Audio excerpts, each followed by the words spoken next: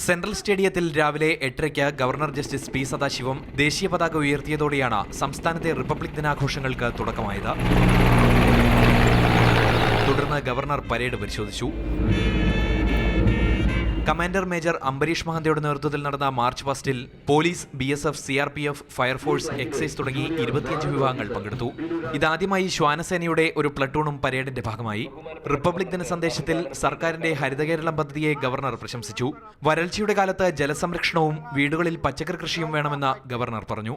On this Republic Day, each one of us should pledge to grow at least 2 varieties of vegetables in our homes and to preserve water considering the drought situation.